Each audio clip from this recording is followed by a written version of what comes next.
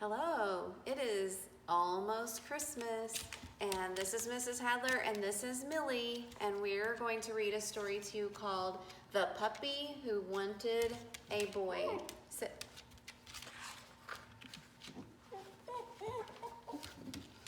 One day, Petey, who was a puppy, said to his mother, who was a dog, "I'd like a boy for Christmas."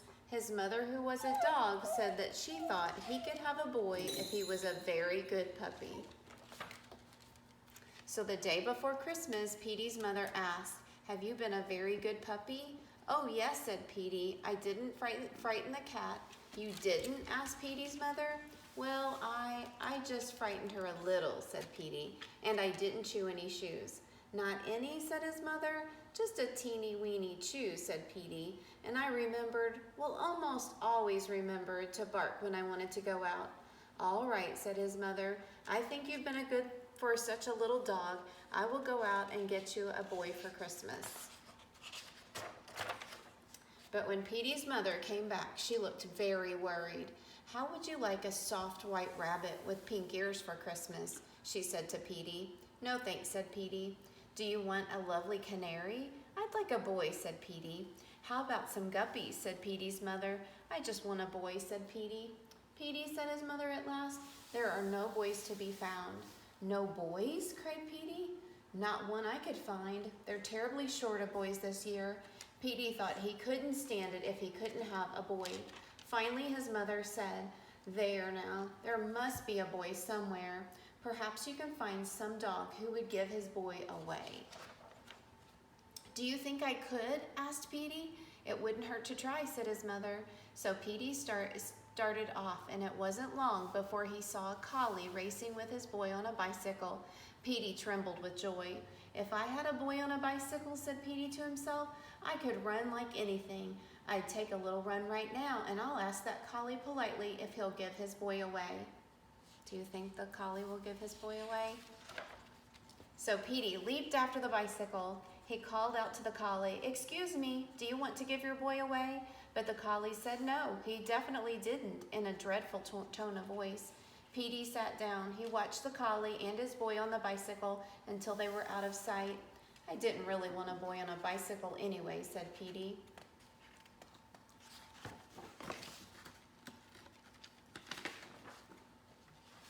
After a while, he saw a setter playing ball with a boy. Petey was delighted. "If I had a boy to play ball with," said Petey, "I'd catch that ball smack in my mouth. I'd like to catch a ball now." But he remembered how cross the collie had been, so he sat down on the sidewalk and called out politely, "Excuse me, do you want to give your boy away?" But the setter said no, he definitely didn't, in a terrifying tone of voice. "Oh well," said Petey, trotting off. "I don't think playing ball is so much fun." Soon, Petey came to the bulldog, sitting in the car with a boy.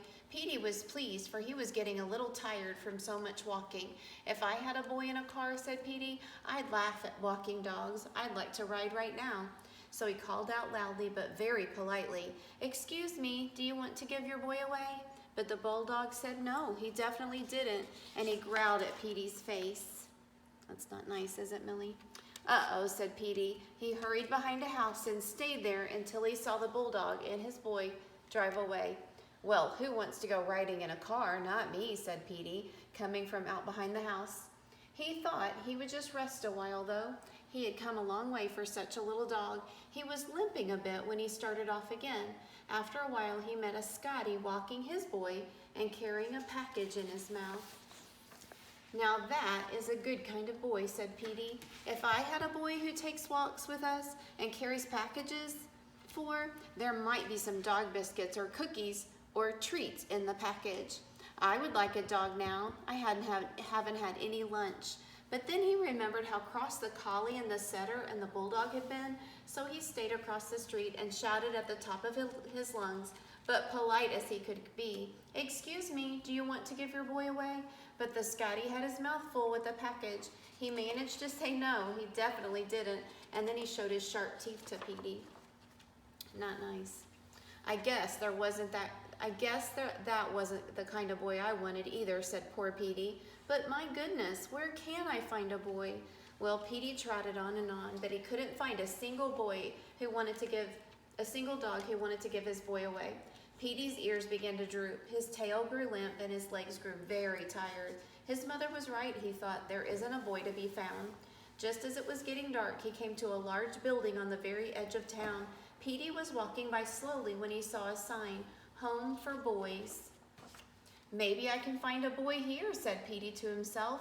"Those boys have no parents and no dog to take care of them either." He padded slowly up the walk of the home. He was so tired he could hardly lift his little paws. Then Petey stopped. He listened. He could hear music. He looked through the window and he saw a lighted Christmas tree and children singing carols. Then Petey saw something else. On the front steps of the building, all by himself, sat a boy. He was not a very big boy, but he looked lonely. Petey gave a little cry. He forgot about being tired. He leaped up and landed in the boy's lap. Sniff, sniff went Petey's little nose. Wag, wag went Petey's tail. He kissed the little boy with his warm, wet tongue. How glad the boy was to see Petey. He put both arms around his little dog and held him tight. Then the front door opened and the lady looked out. "Why, here you are, Ricky," she said. "What is our newest boy doing out here all alone? Come in and sit near the Christmas tree." Petey sat very still. The boy sat still. The boy looked up at the lady and down at Petey. Petey began to tremble. Would the boy go in and just leave him? "I'm not alone," said the boy. "I've got a puppy." "A puppy?" The lady came out and looked at Petey in surprise. "Can he come too?" said the boy. "Why," said the lady, "you're a nice little dog. Wherever did you come from?" "Yes, bring him in." "Come on, puppy," cried the boy, and in they scampered.